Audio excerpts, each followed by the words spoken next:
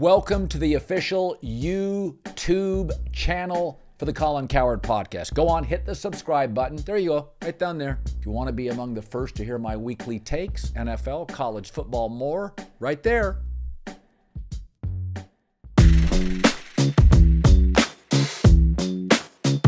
All right, Jayson Timpf is going to stop by in a second. Before we start with Jason, you know the drill. Download the Game Time app. It takes 90 seconds. Put in the code Colin, C-O-L-I-N. Last minute deals on these NBA playoff games. We just watched the Pacers, a valiant effort. Come on, a lot of lucky shots. Finally dried up, couldn't score for 3.5 minutes at the end, and the Celtics prevail. Killer deals. The ticket prices go down the closer you get to the game. Download the Game Time app. It's hard to get tickets, man. Sometimes you call a buddy up and you're like, hey, 4 hours out. You want to go to the game?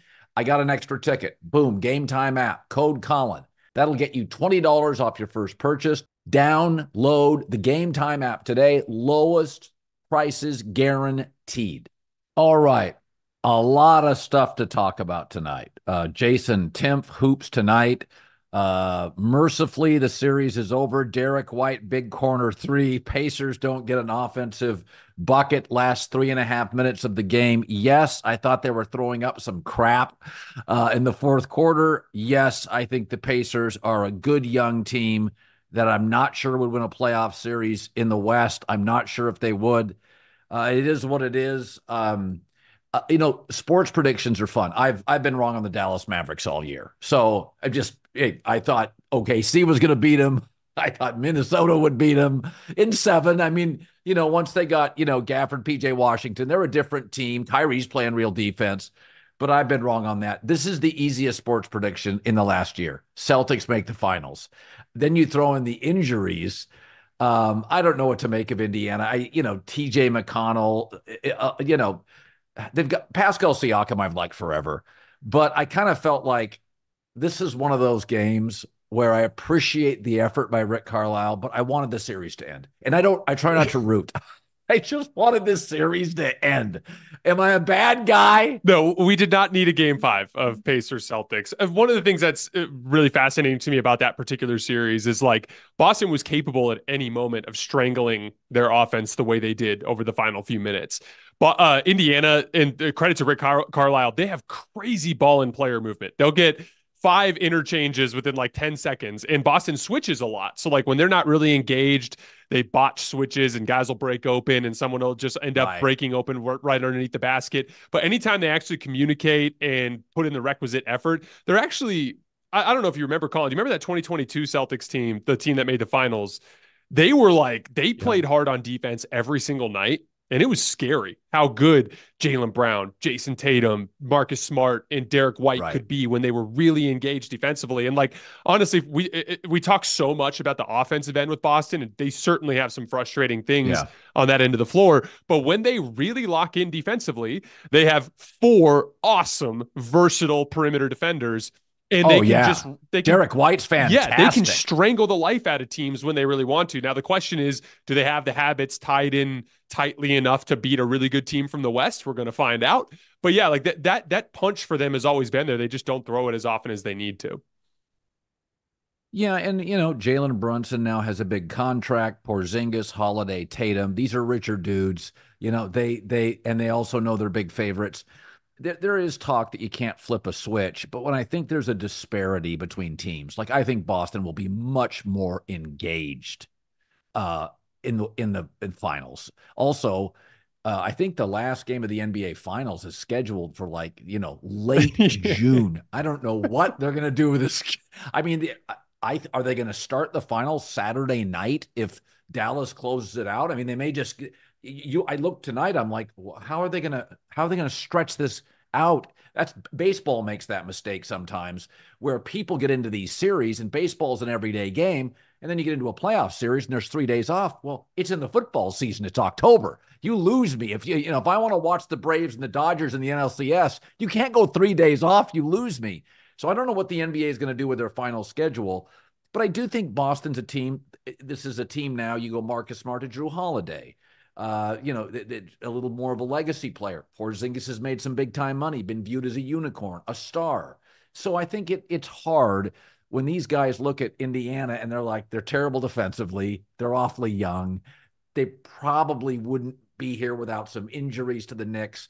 So I think, I was thinking about this, Jason. The two easiest ways to win a championship is to be part of a dynasty. Those are hard to construct, but once you have it, you have lots of players, usually a great coach. Dynasties get rolling, play with confidence. So, once you win your first or second with the Bulls, the third feels like it's easier. The second way is as an underdog that comes out of nowhere with no pressure. Dirk and the Mavericks over the Heat. The hardest way to win a championship is when you don't have one yet. We're expecting one for years, and you go in as a favorite. And I look at this Boston team, Dallas, they're thinking, we just put this thing together. We just shuffle the cards, threw it on the table. I think Boston is going to have a lot of pressure in the finals. There's going to be a lot of pressure, and they're not going to, in all likelihood, Luka's the best player going into that series too, which is another interesting element. Yes. Yep. One of the biggest lessons I've learned from this Dallas-Minnesota series is that we got to stop looking at the championship picture within the context of individual teams, but rather look at it through matchups. Because you go out of the second round and you're like, oh man, Minnesota, look at what they did to Denver. They have everyone's number. Clearly, they're the best team in the league. And it's like, well, actually, they have a very specific weakness, which is rim protection, because Anthony Edwards loves to get downhill and attack the rim, right? You go against Denver, who can't protect the rim, and you go against Phoenix with Yusuf Nurkic, who can't protect the rim, and it's just slicing and dicing them all series long. All of a sudden, Dallas has a freaky athlete in Derrick Jones Jr. to put on the ball and an elite couple of rim protectors in Derek Lively and Daniel Gafford, and they look flummoxed. They look like they don't know what to do when the game really slows down. And so I have to kind of take that into the finals as well. And as we look into the finals, if it ends up being Dallas-Boston, Luka's going to be the best player in the series.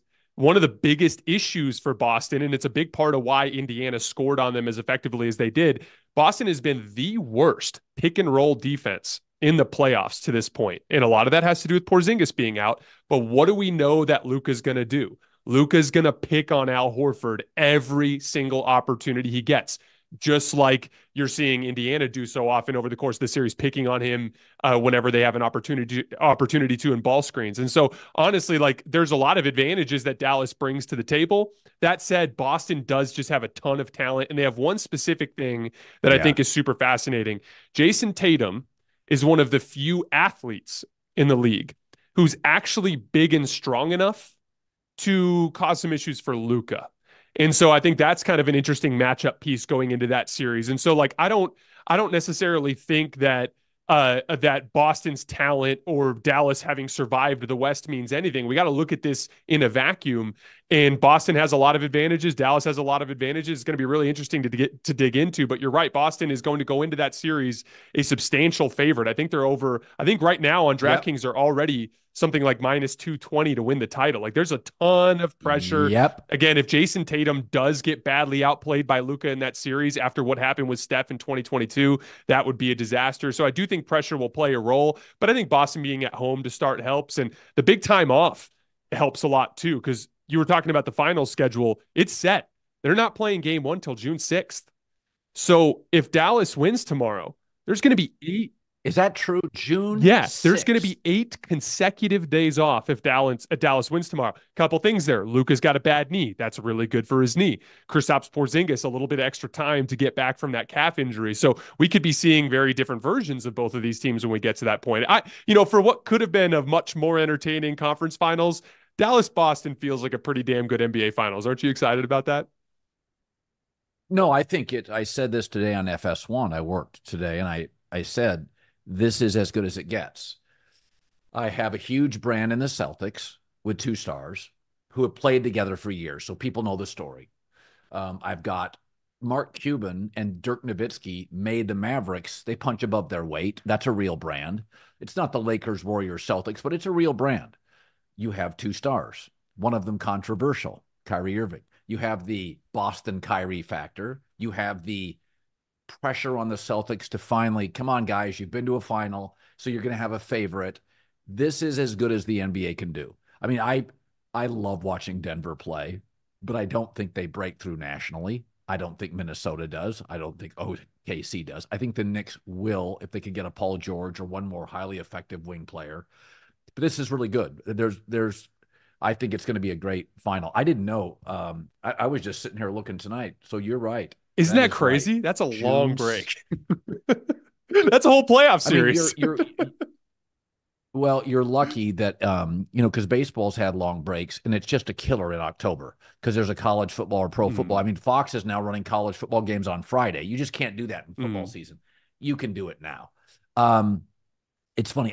My takeaway, I said this on the air today. If Porzingis plays, I like Boston barely, but I do think I'll tell you a series it reminds me of 2000 Blazers Lakers. The Celtics of the Blazers. Blazers had Arvydas, Steve Smith, and Scottie Pippen, and Bonzi Wells, and David Stoudemire, Rasheed Wallace. They had more quality players than the Lakers did. The Lakers had Kobe and Shaq, and a really experienced coach. Multiple times in that series, the Blazers gave them fits. Lakers couldn't stop Rasheed Wallace. There were multiple matchup issues for the Lakers, but they had Shaq and Kobe. And I kind of feel like the league's never been this gifted offensively ever. That's never looked like this. And increasingly in these series, it's just like, who's going to get the shots? I mean, Minnesota is the best defensive team in the league. People were targeting Rudy Gobert. It's like, that's the best defensive player. Go after him. It's a different ball game. When you got 7-footers that have to come and defend the perimeter, it's a different world. And I could just see this series, aggressive teams win. They went and got, first of all, they hired Nico Harrison from Nike. Then they get Kyrie. Then the trade deadline. They took big swings. And sports reward. So there's an aggressive culture with this team. And don't you feel a little bit like Dallas with Kyrie's temperament feels like we should take advantage of the opportunity we have. This may not be in the oven. This might be long, 1 year, right? Like 1 or 2. Well, yeah. Don't you think, Jason? There is a sense with Dallas, like, let's get this. This is the time. That Maverick Dirk team. It was a jambalaya. It was a bunch of stuff thrown together. That the tarmac wasn't very long on it. So the more I think about this, I'm like, man, it feels like 7. And it feels like Luka's going to hit a shot. It really does. Like, it's so hard for me. That Blazer-Lakers series, I felt 6 games. Hell, I felt going into the fourth quarter, the Blazers were the better team in the series. And then Kobe and Shaq do their thing. Do you have a strong feeling either way? Yeah, so I find the dynamic to be super fascinating in the sense that Boston is this super talented team. They have 4 guys that make over 30 million, and they all deserve to. If they all were free agents tomorrow, they'd all make over 30 million. Yeah. And then Derek White is the one guy who doesn't. He makes like 18. And if he was a free agent tomorrow, he'd make 30, 35 million because he's so he'd have a huge market. He's arguably their second or third best player. I'd say probably their third best player, right? And so like they have an absurd amount of talent. It's very equal opportunity. We've joked on the show. It's like vibes. It's like you take this possession, you take that possession. It's like when they won game 3, it's like Drew Holiday just decides to randomly attack Pascal Siakam at the end of the game and get a bucket. Jason, even Al Horford has nights. Al Horford could drop 23. You'd never be shocked. Yeah, they almost look like a different version of themselves every night. Whereas like Dallas, it's like every single Dallas Mavericks basketball game I've watched since Luka got drafted has looked more or less the same. You know what I mean? Where it's like there's a corner 3-point shooter, there's a lob threat, and then there's a guy on the opposite wing, and then there's usually a secondary creator, whether it's Jalen Brunson or it's Kyrie Irving or it's Spencer Dinwiddie, right? And so what I find fascinating about the build is like this to me is the maximized version of the Luka Dallas Mavericks construction, right? You've got Luka playing the best basketball he's ever played in his life. You've got the best number 2 he's ever played with, Kyrie Irving, who's playing the best basketball he's played in a long time, right? And he's also defending at a much higher level than he has in recent seasons. They've got legitimate wing defenders. Derrick Jones Jr. was a veteran minimum contract who's been one of the best perimeter guys in the league. He's done an awesome job on Anthony Edwards. in this playoff series. PJ Washington has been super valuable for them in all 3 rounds. And then they've got 2 vertical spacers, right? And so in Gafford and Lively, and both of them have been big time defensive threats for them at various points during the season. Yes. And so what I find Yep. fascinating is it's very much like a star driven construct with guys playing super focused roles. Guard the other team's best player, hit a corner 3. Protect the rim, screen and roll hard with Luka. Like they have super focused roles versus Boston, where it's like everyone's kind of a Swiss Army knife doing something different on any given night. Even defensively, they'll have Tatum guard a center. Yeah. They'll have Drew Holiday guard a center. They'll put Al Horford on Pascal Siakam because that's an archetype he had success with. So it's like, I find it really fascinating that they're 2 very, very different team constructs. That said, like one of the things that I worry about for Dallas in the series is they have the ability to put some more size and strength on Luka than Minnesota does. What I found really interesting in the Thunder series, Lou Dort, built like a linebacker, caused Luka some problems. Jaden McDaniels, a more highly regarded perimeter defender, is getting bullied by Luka because he's skinny and gangly, and Luka can just shove him off and get wherever he wants. Tatum's got some real size and strength. Jaylen Brown is a more strong and stout lower base than a guy like Jaden McDaniels. Drew Holiday is a famous like fire truck built, like really low, strong kind of base. So they have a lot of big, strong bodies to throw at Luka. And then the second piece of it is one of the big reasons why Minnesota's offense is struggling so bad in this series is they're really struggling to get the ball to the weak side. And Anthony Edwards is struggling to dissect their defense with their aggressive coverages.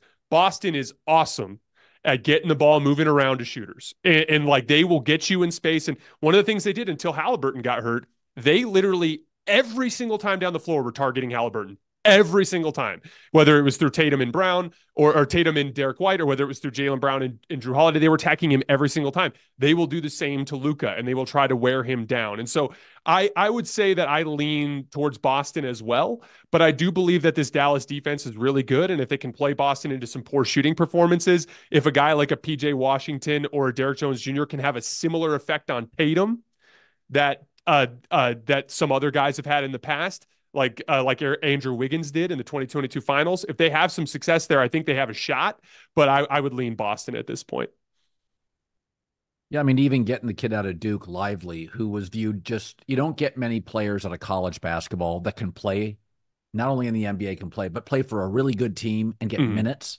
So it's like Dallas even throws that at you, where they get a college kid. Now, I don't know how much, again, the finals are different. Like it feels really different.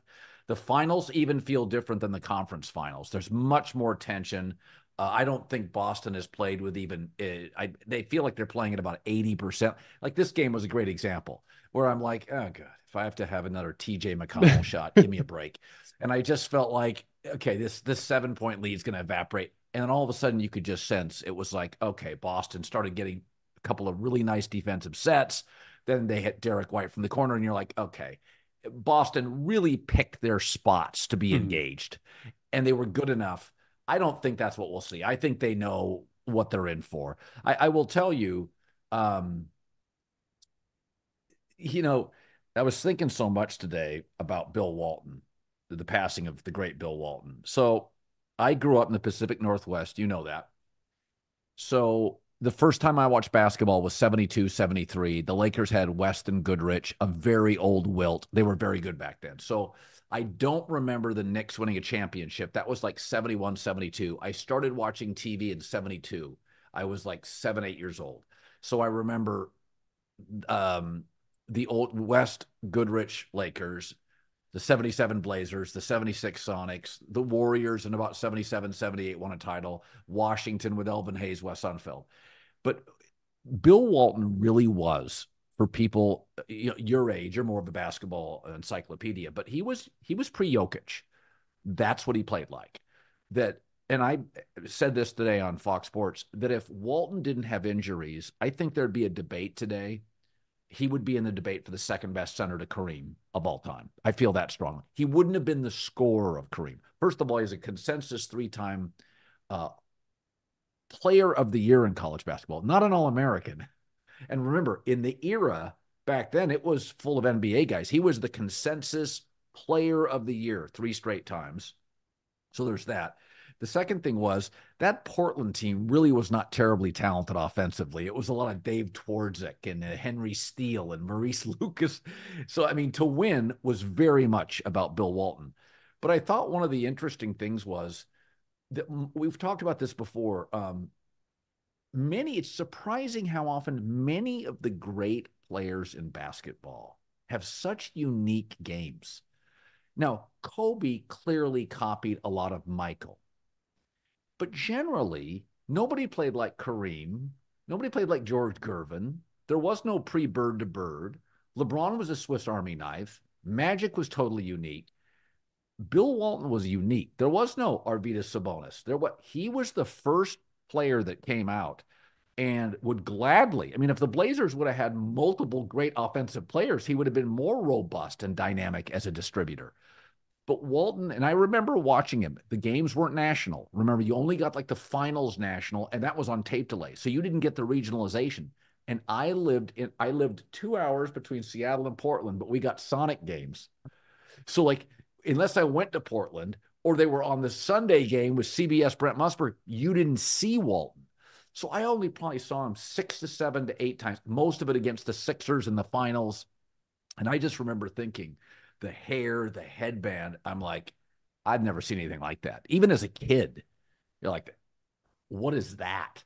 You know, he had this, he almost shot it like a guard, the way he had his hands perfect. So there are certain things in life as an old guy I wish young people could have seen. I've said this before. I wish people in their 20s understood how great boxing was 40 years ago. Just how great it was, like the Super Bowl.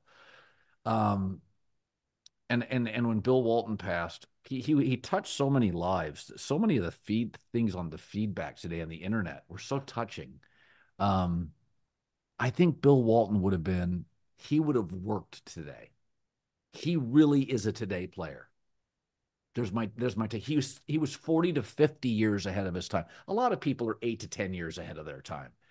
I honestly think Walton was 50 years ahead of his time. Who do you have a player that you watched when you were 8, 9 years old that literally is imprinted? Dr. J and Bill Walton stand out to me. You know, LeBron was always that for me when I was growing up. And it's very interesting because the way you put it, it kind of piggybacks off what we talked about last week, in the sense that like all of these all-time greats, they're almost all weird. There's like a weird element to them. And I agree with you that Bill Walton, I think, would have done really well in today's NBA because he was that connective piece. And so many NBA teams now are running 5-out offense, which I'm not going to get into it, but the gist of it is it depends on a big guy that can make decisions, that can set screens and read the floor. The ball's in the big guy's hands a lot in a lot of these modern NBA offenses, right? And like, you know, it's funny though, for me, Bill Walton, for everything mostly comes down to what he was as a broadcaster. Which is weird and quirky. What's so funny is I had a buddy, his name was Matt Korchak. He played at the University of Arizona, and I remember he registered there one year, and he played behind those awesome front lines with like Aaron Gordon and Stanley Johnson and Caleb Tarczewski. And then, but I remember he came off the bench for those guys. He had a big game against Stanford on the road, and I remember he got a throw it down big man one time from Bill Walton on the call. And like me and my buddies were razzing him about that forever, because that's like the dream. Like you got Bill Walton talking about you being the big man dunking down the lane. Like he just was always iconic as a broadcaster, and like he always just brought this insane energy to that environment. Even when you'd go to McHale Center, because I used to go to a lot of University of Arizona games, like you'd sit up there and you'd actually see him on the sideline, and he'd stand out from the crowd because he's so damn tall, and he's like waving his arms and he's getting all active. And well, we are getting closer to crowning an NBA champ, and with the action heating up on the court, hotter than ever, download the DraftKings Sportsbook app. It's great. I've got it. You should. Takes less than 90 seconds. Official sports betting partner of the National Basketball Association. Okay, now we got the conference finals. Pacers, Celtics, T-Wolves, Dallas Mavericks. These games have been so great. Live betting, same game parlays, odds boosts. So much is covered. It's super easy for first timers to get started. Try betting on something simple like a team to win. So you go to the DraftKings Sportsbook app, again, download it, 90 seconds, select your squad, place your bet. It's that simple. Okay, new to DraftKings. It's called No Sweat Bet. This is a new one. It's easy. Called No Sweat Bet, up to $1,500. Just deposit at least $5. That's it, $5, a 5 spot. That's it. And you'll get a bonus bet back if your bet doesn't hit. Yeah, I said it right. If your bet doesn't hit, download the DraftKings Sportsbook app. The code is Colin. That's me, Colin. DraftKings Sportsbook app. Download Colin, Colin. New customers, no sweat bet. Up to $1,500 you get if you just deposit $5 and your first bet doesn't hit. Only on DraftKings. The crown is yours. And Jason, he also was ahead of his time. He was very much against the Vietnam War. He was sit-ins on UCLA's campus. Like he was, we had some track and field athletes that were socially conscious. Bill was one of the first outspoken athletes I can remember. There's a great story about him. So he was close to John Wooden until John Wooden's passing. John, a very humble man, lived in a very Bill Plaschke of the LA Times wrote about it today that Walton would call him a couple of times a week, and he called him on his 90th birthday, and Plaschke was there, and John Wooden said, I don't do much of the talking, but Bill calls regularly, and he goes, just no more enjoyable phone call I get than a couple of times a week from Bill Walton. But when he got to UCLA, Walton wouldn't cut his hair. And so he said, Coach, you're very iconoclastic. I'm not going to cut my hair. And John Wooden said, well, we'll miss you. So Bill got in his bicycle and bicycled across campus to a barber. But we lost. I went to watch YouTube highlights of Bill Walton today. I went back, and I do this when somebody passes. Could be Glenn Fry of the Eagles, or anybody in sports. And Bill today, I sat there before the Celtics game for about 30 minutes, and I went back and watched some college stuff and then his Blazers stuff. And for a kid from the Northwest, Bill was really special.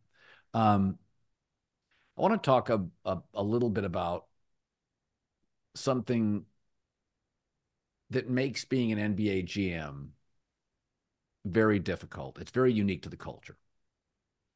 So in football, most of your star players, and almost all players, Jason, get in line with the coach, the culture, the system. There's not a lot of pushback. It's not an independent sport. I mean, even Brandon Ayuk will go erase his social media stuff, but he's a Niner. He wants to be a Niner. And the NBA is different. And there were almost no offers for Kyrie Irving out of Brooklyn. He was toxic. It was February 5th. 2000 was at 23. No offers. I mean, Brooklyn, you had the vaccine situation. But this is why Kawhi got a big contract. Jimmy Butler, who had bounced around in Miami, this is why Kyrie's going to get one. Because if you can get that player that's transcended and you just get him in the right frame of mind, you get trophies. And it's as great as the basketball talent is. Man, Jason, there's like 8 players on the planet that are just different. And I'm watching Kyrie in traffic, and I'm like, there's no comp. I don't even know what that is. He's better than Isaiah offensively. He doesn't shoot like Steph, but he's better around the rim in traffic. He's better with his left hand. I mean, like when they made the move, I said, well, you got to get Luka somebody, and nobody wants to give you a great player. You're going to have to swing, because nobody's going to say, oh, they've got Luka. Let's give him another great player, or you're done. What was your initial thought when they got Kyrie? I loved the deal. One of the things that really bothers me about the way that deal is looked back at as like super risky, and like, don't get me wrong, there was a certain element of risk. And I loved your opening. I think it was your open on the Herd today, where you mentioned like Pat Riley getting Jimmy Butler. And it's like, yeah, that was a dude who was mercurial and was like got in fights with players at practice, and it was obviously like a very weird type of ego. And he's been amazing in Miami. LeBron James is a guy, like if he did leave the Lakers this summer, which I don't believe he will, but there's been some reports like maybe Phoenix is interested, maybe Philadelphia is interested. You don't think if you sign LeBron James at a veteran minimum, it's going to come with a lot of additional stuff like media, like a lot of like just drama over the course of the season, just by virtue of his star power? That's like part of the risk, is just bringing in that type of like real big personality into a locker room, right? The part that bothers me about the way the Kyrie thing was looked back at is it made so much sense to me at the time because of why he was requesting a trade. He wasn't requesting a trade because he wanted to leave KD. He wasn't requesting a trade because he just wanted a change of scenery. He was in a contract year, and Sean Marks wasn't going to give him a new deal. So he was heavily Yeah. incentivized to go into his next situation and bring his A game, both on the court and off the court. It was like if there was a time to buy Kyrie, that was the time to buy Kyrie. It made a ton of sense. And honestly, looking back at it, I remember saying this at the time, loved the deal. They just needed to nail some stuff after the fact, and they did. They went into the summer. They got the sign and trade for Grant Williams, which ended up being a vehicle for them to use at this year's trade deadline. They got Derek Lively, who has been, I mean, we're underselling him on this show. He's arguably better than Gafford. He's a better passer on the roll. He's a better defensive player. Like, he's an incredible player. And then obviously Daniel Gafford in the deal, PJ Washington in the deal. We talked about the veteran minimum signing of Derrick Jones Jr. He's probably the best veteran minimum signing that any team has made in the league this year. Like, they nailed the stuff on the margins after the fact and tied it all together. And what it really comes down to is this, and this is why why I love the risk. When you have real superstars that can do the really hard stuff to replicate, like, to your point about TJ McConnell, love TJ McConnell, played against him a few times at Arizona. He legitimately is like an awesome competitor, a dude that's really fun to watch. But yeah, he's not going to be able to get a bucket against a really locked in Celtics defense, right? Like, the really difficult to replicate stuff Kyrie can do. So then by virtue of having Luka and having Kyrie, you can then go get players that are specialists, and specialists are easier to find at discount. And from there, you can build out a roster where it's like, hey, I don't need you to, come off of this dribble handoff and make decisions in the lane the way that KCP does for the Nuggets. I just need you to guard Anthony Edwards and go stand in the corner. And the only way you have the ability to do that is if you give Luka a legitimate secondary shot creator. It made a ton of sense that he obviously got dragged through the mud for good reason. He got dragged through the mud there for a couple of years in Brooklyn. Wasn't just the COVID stuff either. He was like ghosting on Steve Nash without telling him. Like, he just go celebrate his sister's birthday for a week and like just leave the team. Like, he was bad. He did a really bad job, but he had learned behind the scenes that he would pay the price by virtue of him not getting a new deal from Brooklyn. So that was the best time to buy. I thought Mark Cuban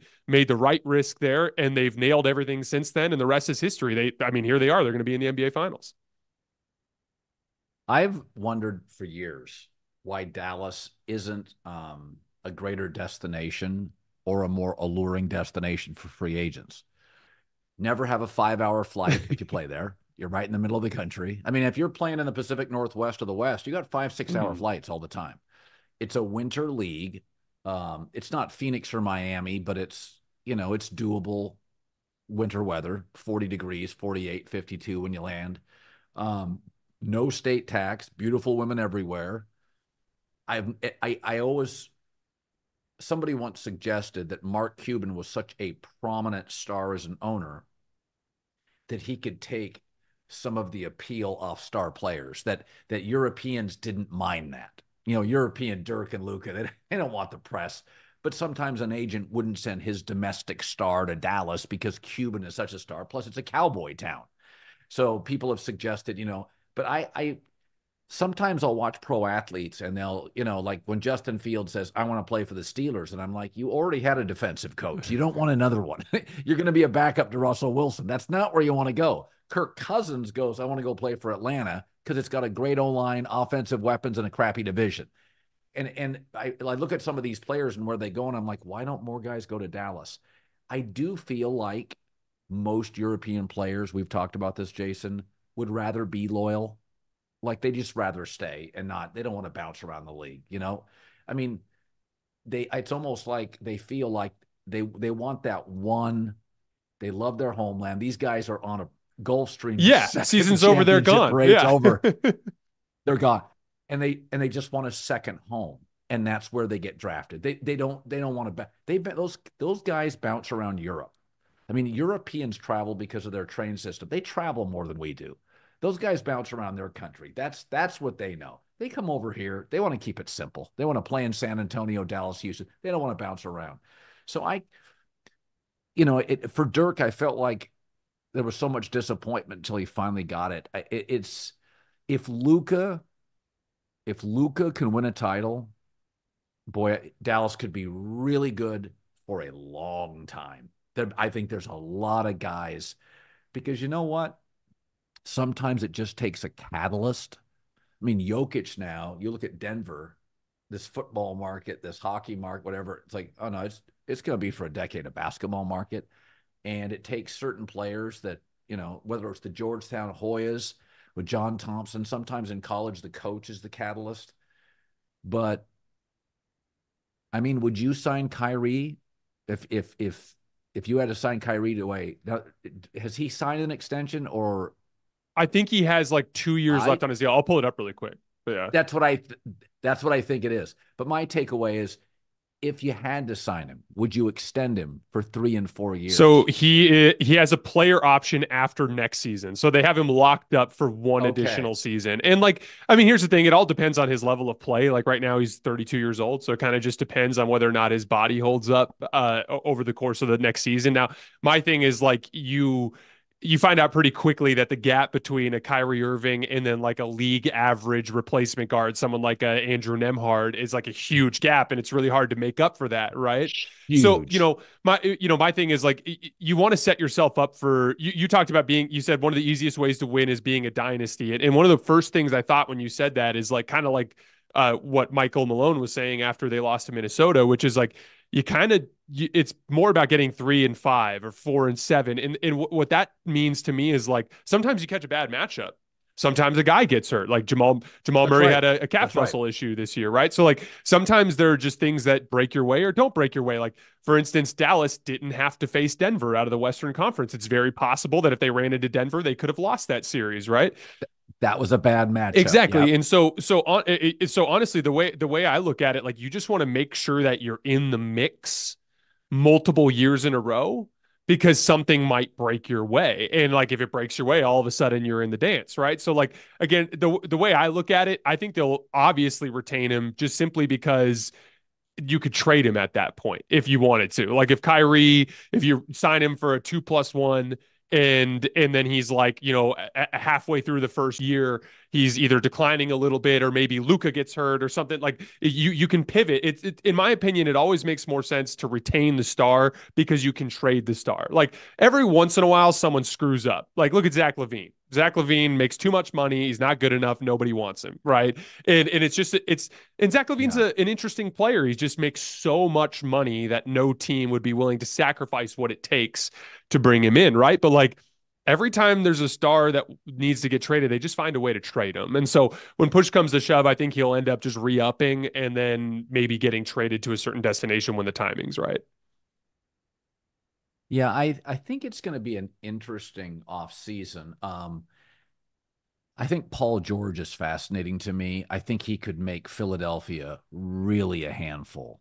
And I think he works in New York. I just don't think he wants it. I think that, Ballmer's the richest or second richest owner in the sport. He's opening his new arena. He's not letting guys go. And Paul George, I mean, first of all, you have to be an alpha to be an NBA player largely. Even Jayson Tatum or Anthony Davis, they may not be, the supreme alpha, but these guys are driven, competitive as hell. If you had to predict one big move, I just think Paul George is going to stay. Here's the other thing. I think Golden State is now kind of understands Joe Lacob's one of the wealthier owners. I think they sort of understand like this. We tried to bridge old and new, and they're not going to bring Chris Paul back. Probably his name's getting bounced around. I think the Warriors are going to be a big player somewhere. I think we're concentrating on Philly and New York, and I understand that. It's just a much easier avenue to get to the conference finals and the finals. Like, there's no disputing that. God, how good is the West going to be next year? But I think Golden State, full of smart people, Jason, looks at OKC, looks at Denver, looks at Dallas. It's like, come on, we're not even close. I mean, we like you said, there's a big gap between a Paul George and your average good wing defender. Paul can really dial it up. So I think teams like Golden State are like right now, we're all talking Klay Thompson, Chris Paul, what to do. I think they're going to take a huge swing. That's my get. Maybe it's Karl Anthony Towns. What do I you think so think? too. I think Dallas is the perfect example of why you should take a really big swing. I was actually talking about this with a buddy of mine, Sam Esfandiari, who covers the Warriors. And like, I was talking about it with him this morning. Like, Dallas is the perfect example of why you look at your current situation with Steph Curry and you go, wait, if we bring him a second star and we hit like one or two moves on the margins, we could be right back in this thing. Like, Dallas missed the Yeah. playoffs last year. Like they literally missed a 10 team playoff field, and it's the same two stars. They just made a couple of tweaks with specific role players as long as your two stars work. Now, to your point, there's a lot of fun stuff to talk about this summer, like Paul George potentially going somewhere. Like, I would be lying if I didn't think it'd be fun, even though I don't think it'll happen, to see a LeBron James go to Phoenix and play alongside Kevin Durant, Right. Bradley Beal, Devin Booker, those sorts of things. I think this is going to be the summer of the move of the tier two stars. So, like, I think you'll see a Darius Garland move somewhere. I'd love to see Darius Garland in San Antonio with Wembanyama. I think that'd be super fascinating. I think you'll see a DeJounte Murray get moved. DeJounte Murray's a guy who I think would make Yes. Golden State a Yep. really fascinating team. If you gave Steph a real athletic backcourt shot creator next to him, that would fit, I think, really well in their 5-out attack the way that the way that they go. I think you'll see a Mikal Bridges get pulled into like Mikal Bridges is a guy that you might see with the New York Knicks, or you might see get moved Yep. to one of these teams. And so I think it's going to be the tier two guys that move. But again, if you don't think about them as like real needle movers, think about them as guys that would offer support to existing tier one stars. It's not DeJounte Murray in a vacuum. Yeah. It's DeJounte Murray next to Steph Curry. It's not, Darius Garland in a vacuum. It's Darius Garland next to Victor Wembanyama. It's those are the types of moves that I think could have sizable impact. Kyrie's a big name, and Kyrie has a lot of like star power behind him, but like, Kyrie's not a guy that's regarded as a top 15 player in the league. He's just in the perfect role for him right now. Secondary shot creator on a team where they have somebody that can guard. He doesn't have to guard the other team's best guard. He doesn't even have to be the guy that runs the offense for the majority of the game. He can play off of Luka. And how often have we seen Kyrie in this playoff run like chill for 3 quarters and then come in to start the fourth quarter and be like, all right, let's go. I'm going to attack this game. So like, again, I think that those kinds of moves, they can, there's a tendency to always be like, does that really move the needle? Does that really move the needle? I see that so differently. Like, to me, basketball is more art than science. It's not about accumulating talent points. No It's not about question. accumulating talent points and like, oh, we hit the magic score of we have enough talent on the roster. It's like, no, you have responsibilities your team needs to fulfill on the court. And if you bring in a really good player that can take a bunch of those responsibilities, it even takes your other role players and makes them play better because now they don't need to do as much. Like to me, like that sort of thing. A lot of people overthink that. It's like, that's why I'm a big believer in the thing that you always preach, which is like, take those risks. If you're close, take the risk. Dallas put it all on the line this year by trading that first round Yep. draft pick at the deadline. They have all of their eggs in this basket. And you know what? It might have failed. Maybe PJ Washington doesn't get that foul call on the corner three. Maybe you head back to Oklahoma City for game 7 and you lose and OKC advances and then everyone calls you idiots, right? But no, that's not what happened. And here they're going to go to the NBA finals. And so like, I love it. I wish more teams would do that sort of thing. Yeah, I think it's hard sometimes where um I taking big swings, first of all, you have to be built for it. You have to be like Miami can do it because of their history and their legacies. For the Mavericks to do it, Mark Cuban, is moves out. So you have new ownership, you have a relatively new front office. Luka's kind of a new star. Dallas deserves a lot of credit to just say we're going to take some big swings here.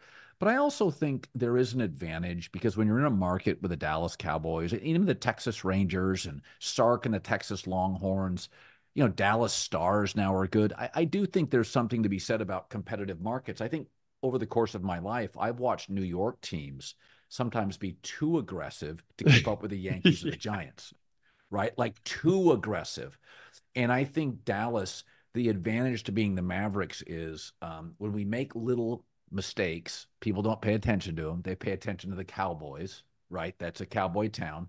So you're allowed to be a little bit under the radar in terms of national scope and even local scope because you're in a Cowboys market. It's like being in Philadelphia. I mean, the Phillies are huge. The Sixers are gigantic. The Eagles are big, right? Like you're all sharing that. And I think Dallas, they had the Dirk title. Cuban made them incredibly relevant. And not that it's easier to take swings, but they weren't the Warriors. They weren't the Heat. They weren't the Lakers or the Celtics brand. And so I think that they were really smart swings, really smart, thoughtful swings. And I think we all win on that stuff. I say this even in football. The advantage in football, if you take a big swing and miss like Russell Wilson, is the draft provides you so many good players. I mean, like the story now is Bo Nix is just crushing it for Denver. Okay, you got the quarterbacks all one class. Whereas, the NBA draft can give you Lively to the Mavericks, but he's been terrific. I went and read his draft preview tonight as I'm watching the game the other night. As I'm flying, I'm reading it, and I'm like, oh, he was going to be they said, good backup player, nice little passer. I mean, they really marginalized him to like a 6-minute a game guy, and he comes in and he's a factor.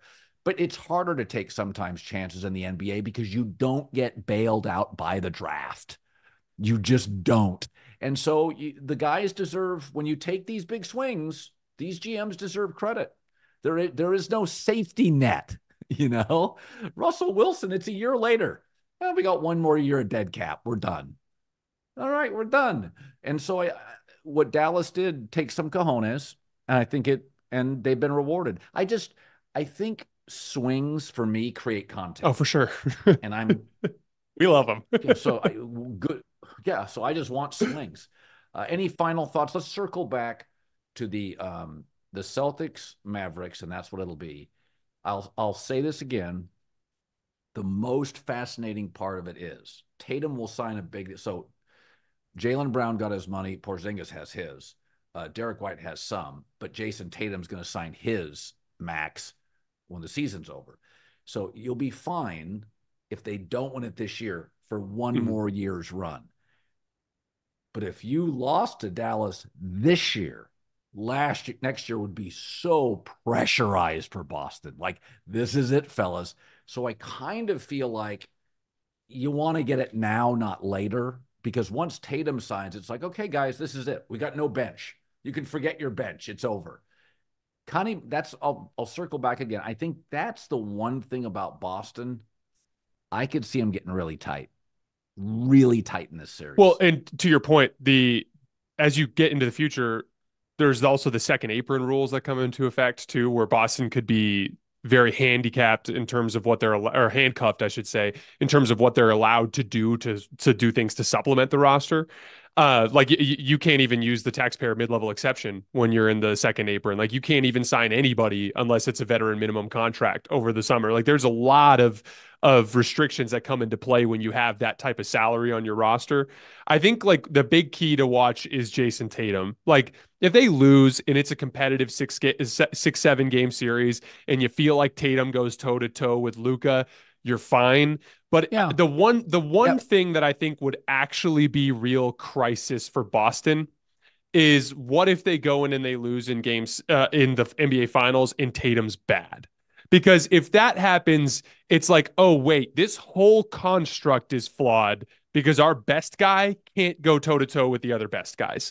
That would be the catastrophe. And because at this point, it's like, man, we are 2 whole years removed from that Steph Curry incident in 2022 when he was amazing for 3 rounds and then just completely fell apart in the NBA Finals, right? And so like I think that's the one thing that would cause me to like really press the panic button if I was Boston. But even if they lost, if Tatum looks like he kind of met the level and kind of met the moment, then it's like, man, next year we're definitely going to get it done. Like that's where you start to feel really confident. And by the way, Tatum has been frustrating offensively in this playoff run, but we do not talk nearly enough about what an impactful defensive athlete he is. He's big, he's strong, he's faster than most of the guys, he's long, he can guard centers. He could, like, it's so funny watching how, like, anytime anybody tries to isolate or do something against Tatum on an island, it's just hopeless. Like, he just swallows them up because and I'm really, really excited. That's one of the biggest things I'm looking forward to in the next series is, like, how many times are they going to watch Luka,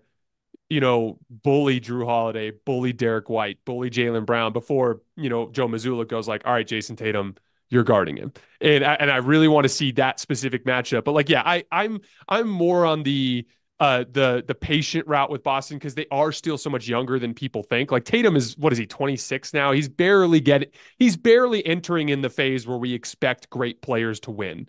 He's barely there. Think about, let's just rank the top 10 players in this final Mavs Celtics. So Luka 1, Tatum 2. I'd probably go Jaylen Brown 3, right? What about you? So would I. Okay. I think just a sturdier athlete, a little bit more consistent. I would probably go Kyrie 4. I mean, because of Porzingis' health, God, do I go Derek White? I'd go Derek White 5. Yeah. Okay, Derek White 5. If Porzingis is healthy, I'd go Porzingis 6. Drew Holiday's probably 7. 7. Then I go PJ Washington. Yeah, probably PJ Washington. Okay, so that's 8. I'd go Lively probably. I think Lively's a better defensive player and a better passer than Gafford. Gafford's really good and he gets slandered, but I think Lively's a little better than him. Okay. And who's our 10th best player? You probably go in Horford's got to be somewhere in there. Like, Horford hit 6 or 7 threes in a game the other night. Like, I mean, I know. Listen, you give him that corner 3, dude, he finds himself, like, you can say what you want about Al Horford. He's had a more than redeemable career. Really good veteran, hits open shots, tends to play above his weight in big spots. Like, never an anxiety player. Like, he's always ready to play. Sometimes with Siakam, he's just not quick enough. Like, you can get eaten up with him sometimes. Boy, that's a lot of talent. We had to get to like 8 or 9. So, I mean, one of the things Dallas doesn't deal with is they don't have a lot of bad half-court offensive possessions like Minnesota does. Like, they're just awful looking. Indiana's got some clunky ones. Boston doesn't, and Dallas doesn't. It will be aesthetically a really attractive series. It will be like fun, good ball movement, great. I mean, the degree of difficulty with Luka is insane. I mean, he hits shot because he's not a big jumper. He's not twitchy fast. So almost everything he's dealing with a hand in his face. He is the great tough. They always said Phil Mickelson was the great tough shot maker in golf. Luka's the great tough shot maker. I mean, he makes more things. He even turns to sometimes the wrong side, like, and he'll shoot a fall away. And I'm like, God, why'd you make that so hard? It's a 14-footer. I think it's going to be aesthetically a lot like the Warriors Celtics series, where you can't take your eyes off it. It's just really good. Yeah, Luka's. I did a film session on him this morning because the end of that game I thought was super fascinating. How, like, it was 104-104.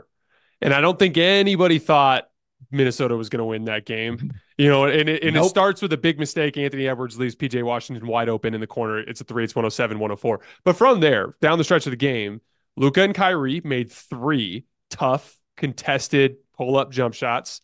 Minnesota didn't get a bucket until Anthony Edwards had this garbage time layup. But I want to just zero in really quickly on the Luka shot over Jaden McDaniels. It was the last shot he hit because he hit a fadeaway over Naz Reid, and then he hit one over Jaden McDaniels. And Jaden McDaniels, by the way, I think he's the best perimeter defender in the league. He doesn't match up well with Luka because he's not very strong. But in terms of all the little things that make a perimeter defender great, I think he's got the full package.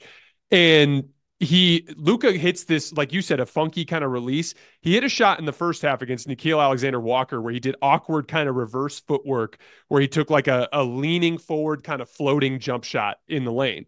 He faked that shot against Jaden on that final possession, and Jaden left his feet and got out of position. And then Luka immediately spun out of it over his right shoulder into a fadeaway and barely got it off and hit it. And I was literally sitting there thinking, like, he's going against the best defender in the world. the best perimeter defender, in my opinion. And he literally has to get a shot off in this situation. And he actually gets him to leave his feet, and it's just enough to barely get the shot. It's like literally a game of inches. And it was based on a fake. I went through my film session today and I showed the shot that he takes, and then I showed the fake, and then I went into the shot that he took. And I was like, this guy he is the most improvisational shot maker I've ever seen. He can tweak the angle. He hit a step back three over Karl Anthony Towns in the right corner in the fourth quarter where he jab stepped and then went a step back. Karl Towns almost blocked it, so he just shot it way up in the air. Just shot a moon ball, and it just went way up in the air, and it came down. And I was like, so he just tweaked his whole release and changed the geometry of his shot to get this shot off, and it went in. Like, he is the most creative and audacious basketball player I can remember watching. I don't love everything about Luka. He can complain sometimes. I hate the way he talks to the refs all the time. Like, there are some things with Luka that drive me crazy, but as a basketball fan, the shot making it's like art. It's like art with Luka. It's so much fun to watch. Yeah, I always felt Kobe didn't have as many stock moves as Michael, and Kobe went down and the canvas was pretty bare sometimes, and you spill a lot of paint. There were some bad Kobe stretches, whereas Michael always went back to two or three like standard mid-range moves, which he just owned. And Kobe was willing to be a little bit more of an artist. He had spots on the floor he liked, and so does Luka. All great basketball players have spots and comfort levels. But Jesus, there's just nothing like him in the planet. There's just nothing like Luka. All right, Jayson Timpf, hoops tonight. Can't wait. I think we're going to have. Sorry, Minnesota, we're already counting you out, but I think it's going to be. I think it's going to be one of the most dramatic, pressurized finals and one of the most beautiful offensive finals we've seen in a long time. Totally agree. Can't wait. It's going to be fun.